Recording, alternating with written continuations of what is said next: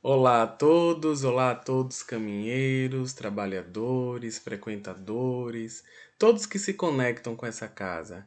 Gratidão por esse espaço de fala e de troca, e vamos hoje conversar um pouco sobre o envelhecimento saudável, uma proposta de auto-amor.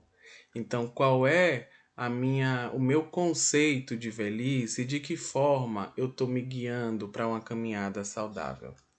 E para começar, eu quero trazer aqui um poema de Adélia Prado e o título é Erótica é a Alma. E ele diz assim: Todos vamos envelhecer. Querendo ou não, iremos todos envelhecer. As pernas irão pesar, a coluna doer, o colesterol aumentar. A imagem no espelho irá se alterar gradativamente e perderemos estatura, lábios e cabelos. A boa notícia é que a alma pode permanecer com o humor dos 10, o vício dos 20 e o erotismo dos 30 anos. O segredo não é reformar por fora, é acima de tudo renovar a mobília interior. Tirar o pó, dar brilho, trocar o estofado, abrir as janelas, arejar o ambiente, porque o tempo invariavelmente irá corroer o exterior. E quando ocorrer, o alicerce precisa estar forte para suportar. Erótica é a alma que se diverte, que se perdoa, que ri de si mesma e faz as pazes com a sua história, que usa a espontaneidade para ser sensual, que se despe de preconceitos, intolerâncias, desafetos. Erótica é a alma que aceita a passagem do tempo com leveza e conserva o bom humor apesar dos vincos em torno dos olhos e o código de barra em cima dos lábios. Erótica é a alma que não esconde seus defeitos, que não se culpa pela passagem do tempo. Erótica é a alma que aceita suas dores, atravessa seu deserto e ama seus pudores. Aprenda, bisturi algum vai dar conta de uma alma negligenciada anos a fio. Então, nós começamos a fala com esse presente, né, que a Adélia Prado traz para a gente sobre essa compreensão do envelhecimento. E nesse poema ela já toca em diversos pontos que vamos falar aqui sobre a nossa postura de auto-amor, sobre olhar para a gente com mais amorosidade, carinho, atenção. E uma das coisas que chama a atenção no poema já começa pelo título, né? Erótica é a alma. A palavra erótica é derivada da palavra eros. E eros significa amor, essa conexão com a vida. Então, ela já começa trazendo para gente que esse movimento de amor está na alma, faz parte da alma. Então é com ela, com esse poema que eu quero começar trazendo, que uma das questões que ela nos faz pensar, primeiro, é sobre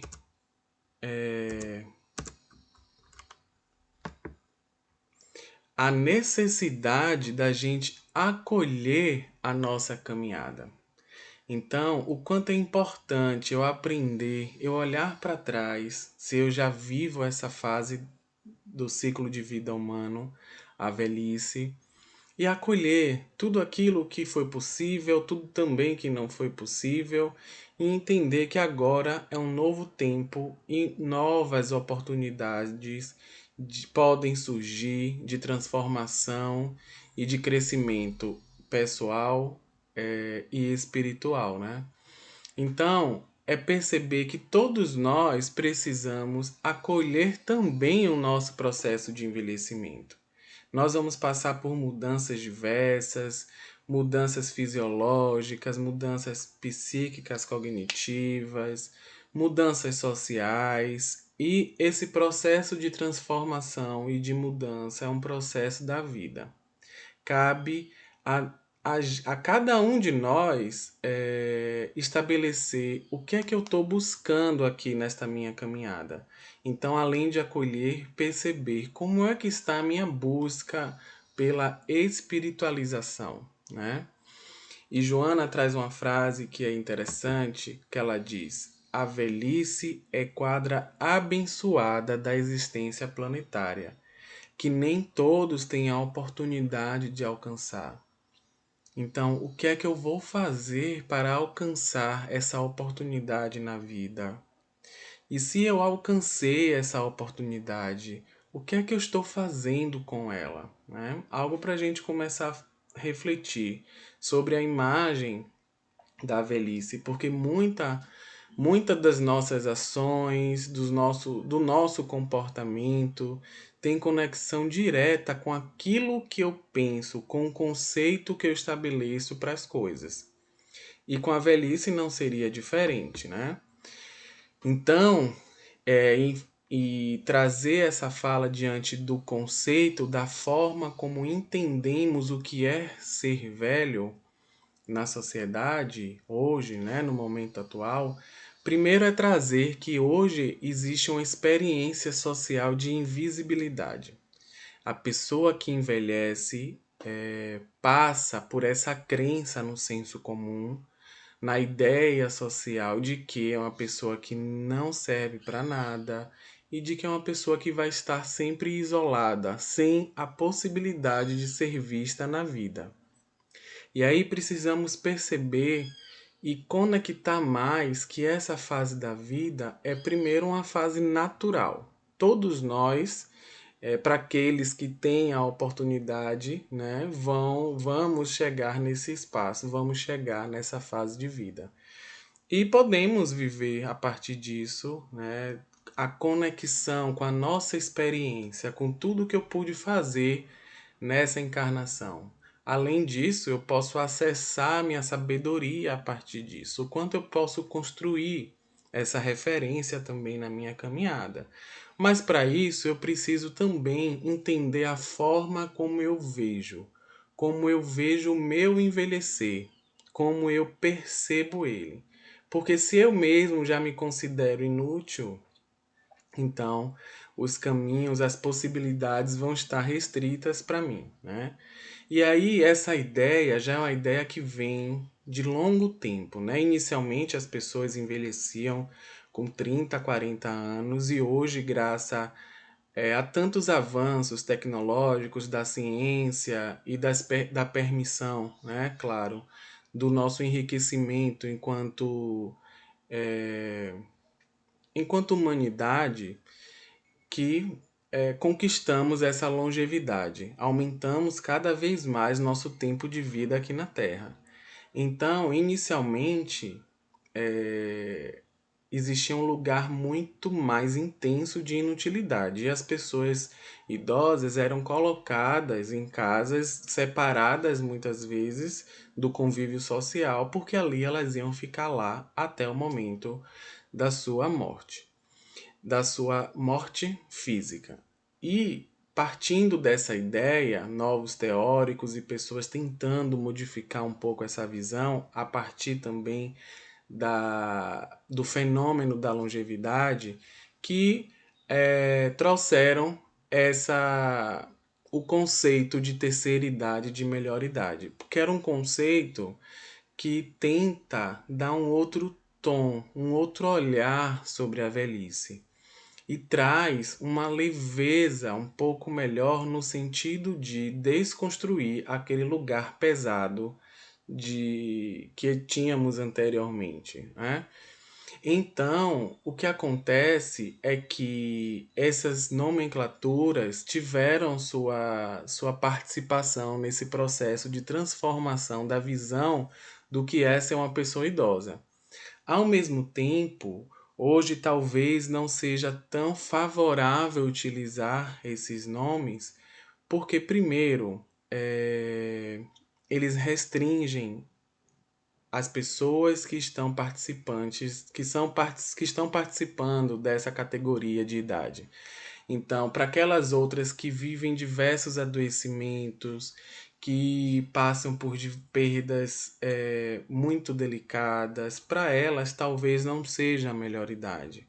Para elas, o conceito não seja esse. Então, quando a gente também traz isso, quando a gente também utiliza esse conceito, nós estamos tirando a oportunidade de abranger a todas as velhices, porque precisamos entender que não existe só uma velhice, existem diversas velhices. Cada um vai envelhecer de um jeito, não existe uma fórmula no envelhecer, mas existe uma proposta de alto amor, pensar sobre a minha caminhada, cuidar da minha estrutura física, cuidar da minha higienização mental, cuidar do meu caminho espiritual, tudo isso acaba ajudando na construção de um envelhecimento saudável. Então, hoje utilizamos o termo mais adequado é pessoa idosa. E essa pessoa idosa, quando chega, né, quando ela se torna, quando nós nos tornamos pessoas idosas, fica mais evidente a relação de transitoriedade da matéria. Então, sabemos que começamos a envelhecer desde o momento em que a gente nasce e vamos passando por diversas transformações fisiológicas, algumas perdas, algumas mudanças, né, mesmo, e físicas, para além das mudanças sociais, das mudanças cognitivas. Mas quando eu chego na velhice, a deteriorização da matéria do nosso corpo físico começa a ficar muito mais visível. Então ali também já tem uma oportunidade de me conectar com os valores que eu construí durante toda a vida e que são valores conectados à espiritualização. São valores que transcendem, que nos ajudam a sair um pouco dessa caixinha da matéria, a perceber o que existe de profundo em nossa caminhada na vida, né? E pensando sobre isso, é interessante a gente trazer um sentido para cada fase de vida, porque cada fase tem suas potências e tem suas limitações, e precisamos entender que todas as fases têm essas duas categorias, né? Então, a infância é um primeiro lugar que a gente experimenta na vida e essa experiência permite uma maior plasticidade para a construção de novos valores. O que isso quer dizer?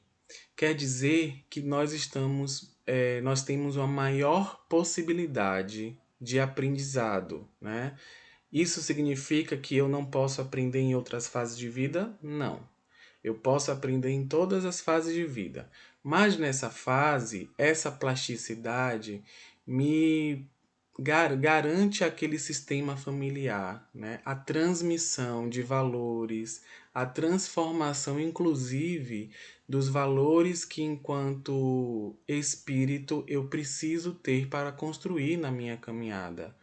Ou em outras experiências eu não pude construir alguns valores e agora eu tenho a oportunidade e pessoas ao meu redor que vão me orientar. Então, os pais, os responsáveis, ocupam esse lugar de trazer aprendizado em relação ao cuidado e orientação na vida, né?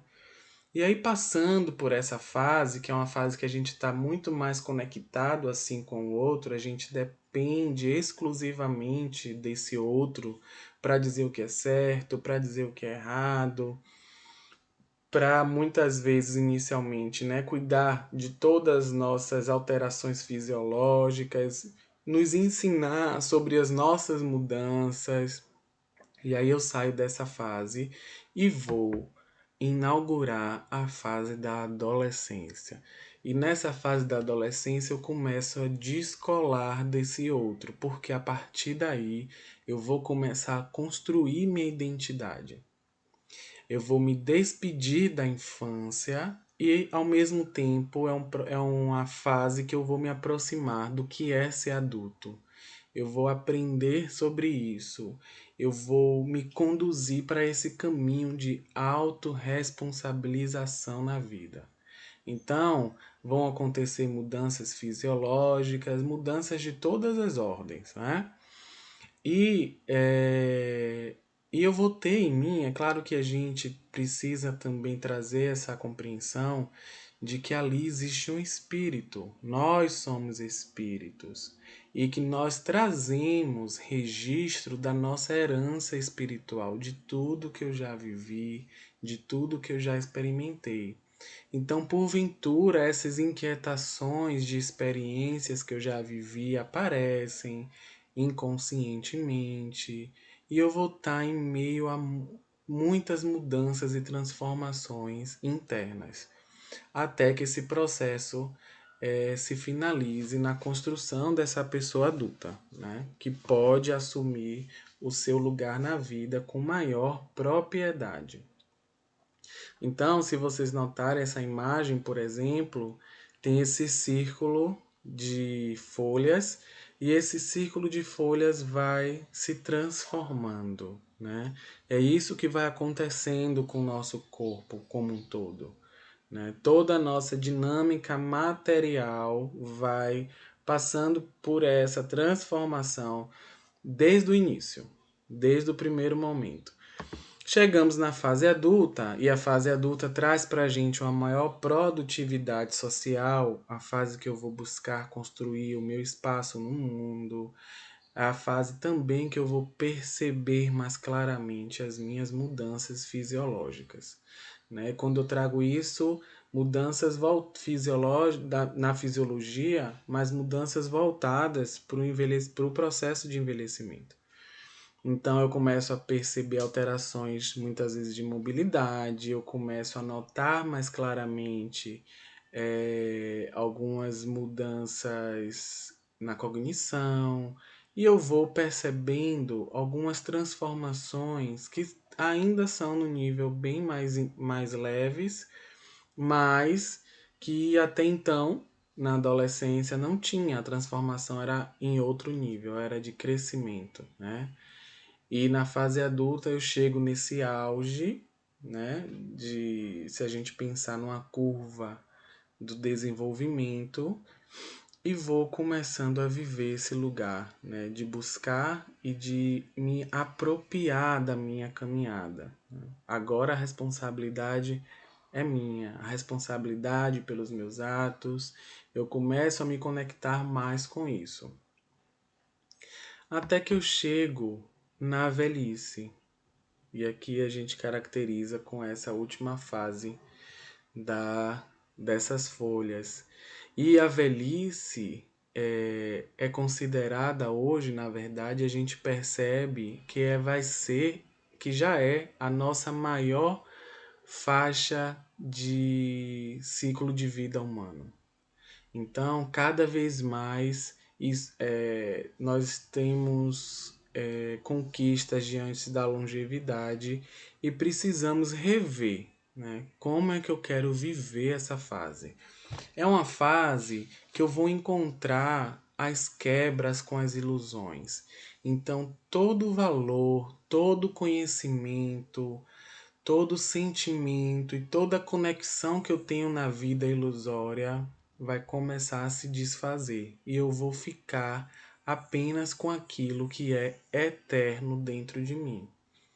E aí eu vou me deparar com os resultados da minha caminhada, com tudo que eu pude fazer por mim, com tudo também que eu não pude fazer, lidar com faltas, lidar com diversas inquietações que eu ainda posso utilizar e transformar de alguma forma quando eu me conectar com a minha potência criativa, né? Com minha potência de vida.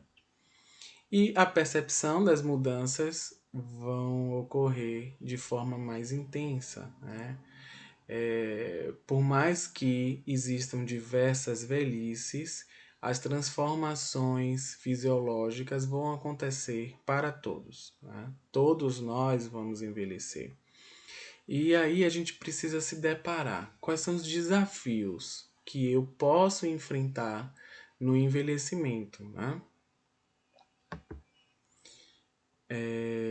E aí, interessante a gente notar que eu achei essa imagem até muito curiosa, porque no centro tem uma folha que continua lá, intacta em sua condição anatômica, fisiológica, digamos assim. Mas ela está ali em processo de aprendizado, e isso nos faz pensar sobre a imortalidade do espírito, que nós espíritas precisamos despertar cada vez mais essa consciência. Muitos de nós até conhecemos esse conceito de imortalidade, até já sabemos muito sobre isso, mas não introjetamos e não nos entregamos para a compreensão desse conceito. E se estamos aqui nesse processo de reencarnação, que é um processo educativo, precisamos entender que esse espírito vai estar em tais condições físicas, corporais, sociais, com o intuito de um progresso intelecto-moral. Então, é importante a gente cada vez mais ampliar a nossa percepção sobre quem somos de fato, sobre o que é que existe aqui dentro de mim para além da matéria, né? E aí, diante da velhice, eu vou precisar me deparar com alguns desafios que também vão ajudar nessa transformação e nesse progresso intelecto-moral. Um primeiro desafio que eu trago aqui para a gente falar um pouco é aprender a conviver com as perdas. E todos nós temos perdas durante a vida inteira. Perdemos desde o iniciozinho que a gente perde um dente, que a gente vai perdendo coleguinhas na escola quando muda, ou quando muda de bairro, ou quando eles se mudam. As perdas fazem parte da nossa vida o tempo todo, porque essa é uma característica da vida, ela é regida por renovação. Então, precisamos já perceber qual é a minha forma de lidar com as perdas. Porque quando eu chego na velhice, a percepção sobre isso começa a ficar mais intensa, né? E aí eu trago um trecho do Evangelho que eu acho bem interessante para a gente pensar sobre a nossa relação com as perdas, né? E o trecho, ele está no capítulo 16, não se pode servir a Deus e a Mamon, quando um jovem se aproxima de Jesus e diz: Bom mestre, o que é preciso para que eu faça para adquirir a vida eterna? E Jesus lhe respondeu: Por que me chamas de bom? Só Deus é bom. Se queres entrar na vida, guardai os mandamentos. E ele pergunta novamente: Quais mandamentos? E Jesus responde: Não matareis, não cometereis adultério, não furtareis, não direis falso testemunho, honrai a vosso pai e a vossa mãe, e amai o vosso próximo como a vós mesmos. E o jovem respondeu: Eu tenho guardado todos esses mandamentos desde a minha juventude. O que é que ainda falta? E Jesus lhe disse: Se queres ser perfeito, ide, vendei o que tendes e dai-o aos pobres, e tereis um tesouro no céu. Depois, vinde e me segue. O jovem, ouvindo essas palavras, foi-se embora muito triste, porque tinha grandes bens. E Jesus disse aos seus discípulos: Em verdade vos digo que é bem difícil que um rico entre no reino dos céus. Digo-vos ainda uma vez: é mais fácil um camelo passar pelo buraco de uma agulha do que um rico entrar no reino dos céus. São Mateus, capítulo 19, versículo de 16 a 24. Então, olhe que trecho e que ensinamento importante, né? Perceba o quanto, quais eram os valores que esse rapaz tinha e o como ele se entristece quando ele é convidado a se despedir de tudo aquilo que ele construiu na vida material. Porque na espiritual ele já tinha compreensão sobre o que não poderia fazer, sobre os valores morais, e só faltava uma coisa, né? Segundo esse trecho, se liberte, se desapegue desses bens materiais e que aí você estará pronto.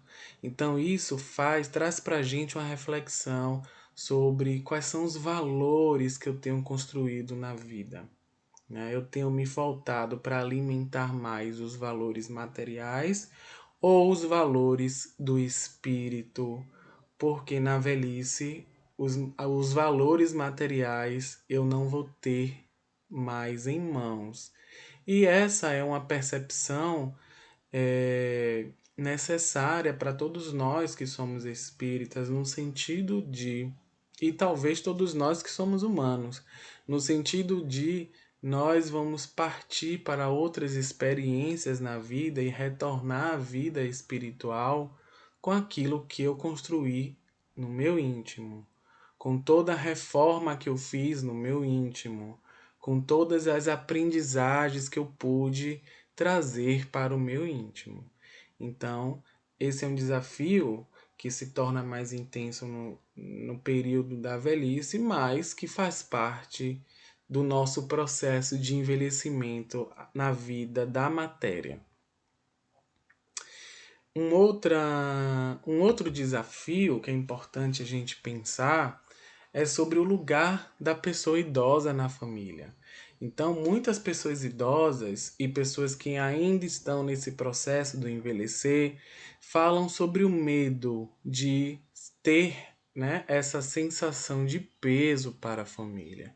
Então, primeiro eu quero trazer o quanto é importante também nesse momento todos nós, e as pessoas que estão idosas, em perceber que vocês e nós podemos ser uma oportunidade daquele outro desenvolver afeto, uma oportunidade daquele outro cuidar de você, já que você cuidou dele a vida inteira, uma oportunidade de estabelecer uma relação de perdão, uma oportunidade de conexão com o amor. Então, olhe quanto é importante sua presença nessa família. Perceba que isso também se conecta com os valores materiais, porque se eu me acho inútil, eu sou inútil para quê? Eu sou inútil para o mercado de trabalho? Tá, mas eu posso trabalhar com outra coisa? Por que não? Então, perceba como a gente fica conectado com esse lugar de inutilidade e de invisibilidade. Então, é claro que precisamos olhar as nossas potências e respeitar as limitações, mas não, elas não precisam ser limitações que me paralisem na vida. Elas podem e sempre podem deixar para mim uma oportunidade de fazer algo por mim e pelo outro, né? Então é importante também trazer que muito dessa sensação de peso que o idoso, que a pessoa idosa tem e que nós muitas vezes pensamos, é porque quando eles chegam nesse lugar da família, as famílias também tiram dele essa referência de autonomia e independência. E isso a gente precisa rever, porque essas pessoas precisam continuar a vida sendo do jeito que elas são. É claro que eu entendo que existem situações em que por questões de limitações físicas, por questões de limitações financeiras. A independência muitas vezes é tolhida, mas a autonomia não, a não ser em casos, né, de impossibilidade cognitiva, demência. Mas fora isso, toda pessoa tem o direito de decidir o que quer, o que quer comer, o que quer vestir. E vamos aprender a negociar, a conversar com o outro, porque o outro também tem desejo. A pessoa idosa sente, tem desejo, tem vontade e precisa ser ouvida, né? Então, esse é um outro desafio. E um terceiro desafio para a gente pensar é o sentido existencial. Normalmente a gente acredita que não temos mais nada a fazer na vida. E aí eu retomo aquela fala de Joana, né? O quanto é importante também para aquelas pessoas que conseguiram chegar nessa fase poder aproveitar essa fase. Então, qual é o sentido na vida? Qual é o sentido teria de eu estar reencarnado num processo educativo e existir uma fase de vida como essa? Então, aquela é uma fase que eu também posso aprender muito, além de partilhar tudo aquilo que eu aprendi na minha caminhada para as pessoas que estão começando, para os espíritos que estão começando a engatear na vida. Então, olhe quanta coisa eu tenho para fazer, né? E aí eu vou começando a construir novos sentidos. O meu sentido não vai ser o mesmo de quando eu tinha 30 anos. E eu vou precisar dar novos sentidos e me conectar com aquilo que eu desejo construir para minha vida no hoje. Começar a se conectar com o presente, porque o tempo agora é outro, né? E aí essa conexão que eu já trouxe desses valores materiais e transcendentais. Valores transcendentes. Então, se durante a vida eu me conecto com valores materiais e se esses valores se perdem, qual é o sentido da minha vida, já que estavam conectados a isso? A um ideal de vida, a um ideal de corpo físico, em algum momento da nossa trajetória humana, isso vai passar por uma transformação. E eu preciso me conectar com aquilo que existe dentro de mim. Então, quando eu trago isso, é hora da gente se conectar com o que eu quero fazer. Se eu trabalhava com algo no passado e tinha vontade, tinha um desejo e nunca pude exercer tal função, por que eu não posso aprender sobre isso? Por que eu não posso começar um curso novo? Por que eu não posso me dedicar à caminhada, ao trabalho no bem? Existem tantas coisas que nós podemos fazer, o mundo é repleto de oportunidades, mas muitas pessoas eh, abraçam essa ideia de invisibilidade, de inutilidade social e ficam paralisadas na vida, esperando, né, o momento de fazer a transição para a vida espiritual, né? Então, pensar nessa proposta de auto-amor é pensar que todos nós somos capazes e aprender a olhar para a gente de uma forma mais amorosa. E aí eu trago essa frase que Emmanuel nos traz, né? Que ele diz que a existência na Terra é um aprendizado excelente e constante. Não há idades para o serviço de iluminação espiritual. Os homens mais avançados em anos têm, contudo, a seu favor as experiências da vida, que facilitam a compreensão e nobilitam o esforço da iluminação de si mesmos. Considerando que, se a velhice é a noite, a alma terá no amanhã do futuro a alvorada brilhante de uma vida nova. Então, nós podemos surgir para uma nova vida espiritual com mais aprendizado e com aproveitando essa oportunidade que a velhice continua me dando de transformar o meu mundo íntimo, né? E aí, nesse caminho de proposta de auto-amor, primeiro nós acessamos essa necessidade de acolher a nossa caminhada, depois revisitamos o nosso conceito de velhice, e isso é muito importante, porque a forma que eu entendo a velhice é a forma que eu vou viver a velhice. Depois fomos notando um pouco, né? Eu trouxe para vocês um pouco de cada fase da vida, para que a gente perceba que cada fase tem suas limitações, cada fase tem sua potência. Passamos pelos desafios que vamos enfrentar na velhice, e alguns deles já enfrentamos durante o nosso processo de vida. E pensar numa proposta de auto-amor é dizer para si mesmo essa frase: eu não sou, eu estou, né? Então, por exemplo, eu estou Gustavo e nessa vida Gustavo veio para me ensinar alguma coisa. Gustavo tem uma profissão, Gustavo tem uma família e cada pessoa na família também me ensina alguma coisa. Então, eu não sou psicólogo, eu estou psicólogo. Entender que tudo isso é passageiro. Então, e falar dessa forma, perceber isso, nos ajuda também no processo de aposentadoria, por exemplo. Porque quando a gente pergunta, mas quem você é para as pessoas? Às vezes as pessoas falam, eu sou psicólogo. Quando a gente cria, né, perfis até na internet, de descrição, a gente coloca, eu sou psicólogo, eu sou professor, sou professora, sou cozinheiro, eu trabalho com arte, eu sou médico e vou trazendo para mim esse eu sou, né? E aí quando chega a necessidade muitas vezes de se desfazer disso, eu começo a me desfazer daquilo que eu achava que eu era. Então, se durante a vida eu tive uma atividade que exigia muito do meu físico e inclusive eu não cuidei do meu físico, em algum momento eu vou precisar fazer uma mudança em relação a essa atividade. E aí, quando eu fizer essa mudança ou deixar de fazer essa atividade, eu vou sentir muito mais intensamente, porque eu acreditava que eu era aquilo.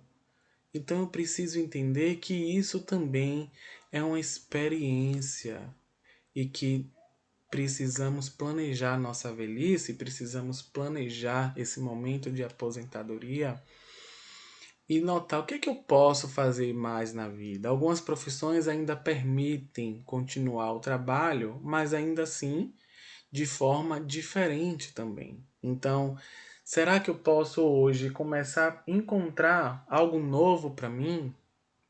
Conhecer algo novo, me conectar com os chamados da minha alma, porque de vez em quando, eu diria que na verdade sempre, a nossa alma nos convida à conexão com aquilo que eu gosto, com aquilo que eu quero, e às vezes as inquietações da vida material não me permite olhar para isso, mas eu preciso olhar para isso, e isso é uma atitude de auto amor. Então, na velhice, eu ainda posso desenvolver novas atitudes e fortalecer aquilo que eu acho positivo na minha caminhada. Eu ainda posso também me libertar daqueles incômodos, daqueles desajustes que eu encontro em mim e que muitas vezes agora eu vou ter um tempo para me dedicar para isso, para estudar sobre isso, para inclusive acessar a minha experiência e ver o que é que funcionou comigo, o que é que não funcionou comigo, fazer esse mergulho dentro de você. E além disso, trabalhar no bem, em qualquer condição, né? Então, se eu tenho alguma limitação e que essa limitação não me permite, por exemplo, sair da cama, eu posso fazer uso da prece como trabalho no bem e ela poder emanar, né, essa vibração de afeto positiva, de cura para as pessoas que precisam. Isso é trabalhar no bem também. Então, eu trago esse trecho do Evangelho que diz: o amor é de essência divina. Todos vós, do primeiro ao último, tendes no fundo do coração a centelha desse fogo sagrado. Então, todos nós, até aquele que a gente acredita que não tem, lá no fundo, tem essa centelha de amor, de afetividade e podemos ajudar o outro a despertar, mas primeiro eu preciso aprender a despertar isso em mim para que a partir daí eu possa acolher esse outro, eu possa ajudar no despertar desse outro e eu possa também servir de exemplo para aqueles que estão ao meu redor. Então, nesse momento eu trago primeiro essa palavra de gratidão por essa reflexão, por essas falas, o quanto é importante a gente revisitar o nosso mundo íntimo o tempo inteiro. E esse trecho da música Tocando em Frente de Almi Sater e Renato Teixeira, eu trago como doação também para a gente pensar, né? Cada um de nós compõe a sua história, cada ser em si carrega o dom de ser capaz e ser feliz. Então, todos nós somos capazes de guiar, de conduzir e de estabelecer uma relação de amor com nós mesmos. Então, eu preciso cuidar dessa fase do envelhecimento na vida, tanto das pessoas ao meu redor, quanto do meu processo de envelhecimento, e cada vez mais despertar que nós somos espíritos, que todas as transformações são da matéria, que as transformações no espírito são transformações de aprendizagem, de aquisição de novas habilidades íntimas. Então, eu convido vocês agora para cada um, no seu momento, fechar os olhos, perceber a respiração de vocês,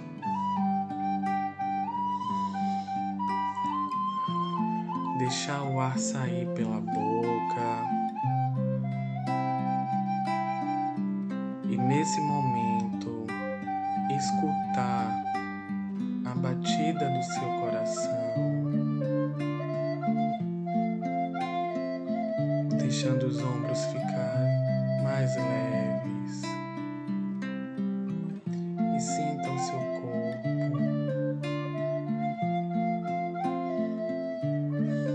nesse momento de conexão e de contato com essa música, com todos os sentimentos e sensações que estão comigo agora. Nós finalizamos mais um espaço de reflexões e de questionamentos que nos ajudam nesse mergulho no mundo íntimo, que nos ajudam a iluminar a nossa vida emocional, espiritual, a nossa caminhada aqui nesse processo de reencarnação. Que os bons espíritos estejam presentes, nos auxiliando a cada instante e que nós possamos fortalecer as nossas ações de transformação na vida, porque todos nós somos capazes. Que assim seja. Gratidão a todos.